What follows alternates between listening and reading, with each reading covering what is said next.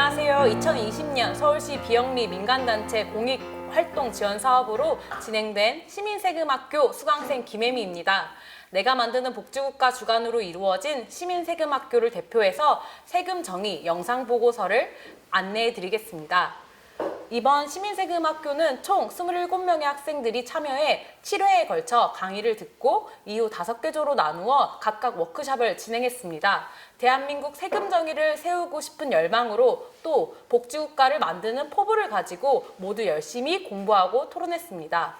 이 영상은 지난 강의의 일부 모습을 여러분들에게 전해드립니다. 마지막 부분에서는 제가 우리 참여자들이 정리한 세금 정의 개혁안을 제안드리겠습니다. 우선 이번 시민세금학교 7강의 모습을 먼저 함께 보시죠. 예, 반갑습니다. 예, 제가 1강을 맡았는데요. 1강은 세금 얘기는 별로 없어요. 예, 그리고 또 대부분은 다 동의할 수 있는 얘기일 겁니다. 그래서 처음에 오늘은 대략 저희 시민세금학교의 문제의식, 그리고 또 그거는 저희 내만복의 문제의식이기도 합니다. 자, 첫 번째는 복지국가 세금 정의입니다. 복지는 지출 확대이기 때문에 반드시 재정 방안이 같이 결합시켜서 가야 되고, 또 그렇게 설명이 돼야 시민들도 권리 플러스 책임을 가지게 될 텐데 너무 재정에 대해서 얘기 안 한다. 그랬을 때 우리 국민들이, 시민들이 맞아, 복지국가 가야 돼, 더 늘어야 돼. 그럼 돈을 어디서 마련할까요? 이렇게 여론조사를 해보면 가장 많이 나오는 응답은 쓸데없는 지출을 줄여서 돈을 마련하자는 겁니다. 그래서 우리가 결국은 이 증세도 복지 재원을 마련하는 게 굉장히 구체적인 목표 중에 하나인데 굉장히 조금은 좀 중대하고 심각하게 봐야 된다. 우리 고령화율이 무척 빠르기 때문입니다. 2강부터 이제 앞으로 쭉 본격적으로 세금을 다룰 겁니다. 그래서 오늘 강의가 앞으로 있을 4개의 강의, 소득세, 법인세, 소비세, 보유세 4개에 대한 총론에 해당하는 내용이고, 그래서 전체적으로 우리나라 세금 제도가 어떻게 돼 있고 또 우리나라 세금을 다른 나라랑 비교하면 어느 정도 수준인지, 예전에 SNL이라는 김준현이 나오는 거에 솔로세라는 게 아주 우스운 것처럼 나왔었는데 실제 그런 세금이 있었습니다. 독신세라는 세금이 로마에 있었고요. 그러니까 결혼 안 하면 세금을 부과하는 것. 국세에는 14개 세금이 있는데요. 이 중에서 대부분 내보신 경험들이 있을 수 있어요. 그러니까 소득세면 근로소득, 양도소득, 종합소득 할 때 내는 세금이고, 법인 운영하면 법인세, 상속이나 증여받으면 상속증여세. 그래서 보통 그 국제 유가가 떨어져도 왜 내가 내는 휘발유값은 덜 떨어지는 것 같은 이유는 세금이 대략 60%쯤 되거든요. 그러니까 1,400원 정도의 휘발유 낸다고 하면 그 중에 휘발유 원가는 500~600원이고 나머지는 세금이에요. 법인세는요, 법인세는 법인의 소득을, 우리가 소득세는 개인의 소득을 대상으로 하는 세금이고, 법인세는 법인의 소득을 대상으로 하는 세금입니다. 근데 우리가 법인이라고 하면 영리 법인뿐만 아니라 비영리 법인들도 있거든요. 그래서 영리 법인이면 모든 소득, 그것도 우리나라 소득뿐만 아니라 전 세계 소득까지 다 과세를 하고요. 비영리 법인이다.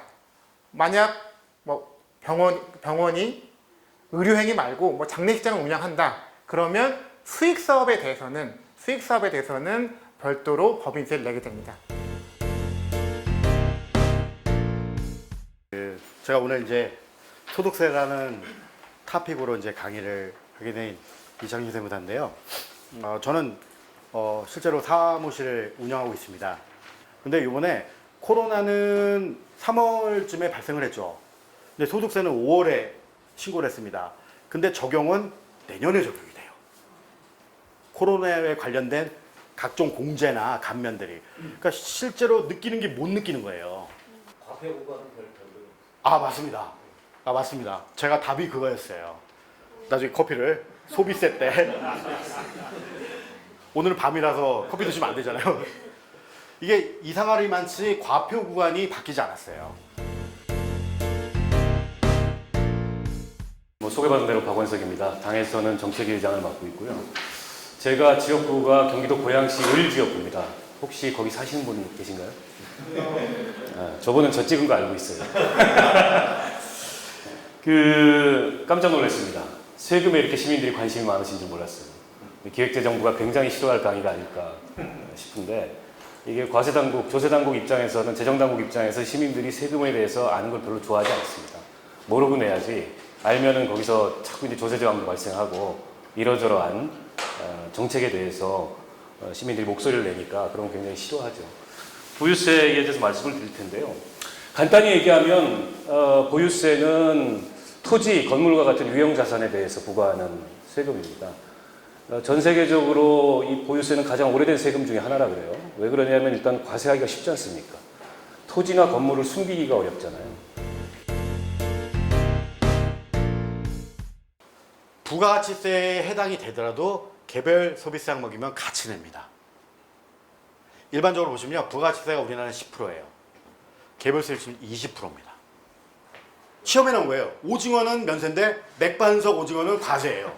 그게 시험에 나왔거든요. 정말 치사하죠. 근데 우리나라의 OECD에 비해서 우리나라 면세가 너무 많죠. 그러니까 저희들이 시험 볼 때가 힘들었어요. 이거 다 외워야 되는 건지. 그래서 주요국 평균을 보면 OECD 주요국 평균 보면 우리나라는 낮습니다. 부가가치세율이요. 제일 위에 있죠. 이게 이제 북유럽, 그 다음에 OECD, 한국. 오늘은 저희가 지금까지 총 6번의 강의, 그러니까 앞에 2번은 좀 개론이었고 4번은 법인세, 소득세, 소비세, 보유세를 저희가 세목별로 다뤘었는데요. 전체적으로 오늘은 전체 정리하는 게 하나의 주제고, 또 하나는 저희가 원래 저희 9월에 워크숍이 조별로 탈루 유형을 정리하는 게 과제였어요. 근데 이제 그거를 직접 하나씩 찾으시려면 힘드시니까 좀 제가 미리 좀 정리해 놓은 거를 활용해서 나중에 이제 과제를 이런 형식을 냈습니다. 그러니까 법인세는 빼고, 상속증여세는 사실 별도로 강화될 거니까 빼고, 종합부동산세 역시 보유세 차원 논의될 거니까 빼고, 소득세와 부가가치세 2개만 간명하게 붙이는 방법이 어떨지 7번 동안 강의 들으시느라고 정말 고생 많으셨습니다. 어떠세요? 저희 정말 열심히 공부했죠? 영상에는 없지만 자신이 관심을 가진 세금별로 조를 짜서 워크숍도 가졌답니다. 시민세금학교를 통해 저희가 공감한 세금 개혁 방향은 다음과 같습니다. 대한민국을 복지국가로 가기 위해 재정 확충이 필요합니다. 현재 복지는 늘고 있으나 조세 부담률은 제자리여서 복지국가 재정 구조에 부합하지 않아요. 어떻게 세금을 높일까요? 일반적으로 복지 재정을 확충하기 위해 법인세를 강화하고 시민들이 소득세, 소비세를 많이 부담하고 있다고 생각합니다. 하지만 실제 조세 실태를 진단해보면 법인세에서 인상 여력은 많지 않고 대신 소득세, 부가가치세를 강화해야 하고 과세 형평성을 위해 보유세를 올려야 합니다. 이를 위해 구체적으로 어떻게 세금을 개혁하고 우리는 무엇을 해야 할까요? 각 세금별로 주요 개혁안을 제안드립니다. 첫째, 소득세입니다. 소득세의 개혁 핵심은 실효세율을 높이는 일입니다. 이를 위해 현재는 소득세율 인상보다 공제를 줄이는 게 중요합니다. 또한 소득세 형평성을 위해서는 임대소득, 금융소득 등 자본에서 얻어지는 소득에 대한 과세도 강화해야 하고요. 탈루 방지를 위해 공익제보자, 인센티브도 더 늘려야 하고요. 둘째, 법인세. 법인세도 실효세율을 높이는 게 핵심 과제입니다. 무엇보다 대기업에 제공되는 공제와 감면을 더욱 줄여나가야 합니다. 또한 법인세 구간을 줄이고 최저 저한세율을 인상하여 실질적인 증세 효과를 유도해야 합니다. 셋째, 소비세. 앞으로 복지재정 확충을 위해 부가가치세율 인상이 불가피합니다. 단, 역진성 논란을 피하기 위해 기본 공제 도입 방안을 검토합시다. 넷째, 보유세. 보유세 실효세율을 높이기 위해서는 공시지가 현실화를 해야 합니다. 현재 정부가 추진 중인 현실화 로드맵을 제대로 실현해야 하겠습니다. 또한 종합부동산세에서는 나대지 등에 부과하는 토지에 대한 과세를 강화해야 합니다. 마지막으로 사회복지세, 새로 도입하는 세목입니다. 시민들의 복지 확대의 열망과 증세의 필요를 실현하는 방안으로 복지에만 쓰이는 세금, 즉 복지 목적세 도입을 적극 검토합시다. 현재 증세 여지를 지닌 소득세, 부가가치세 대상으로 사회복지세를 설계하고 구체적 사용처를 정해 시민들과 공유하기를 원합니다.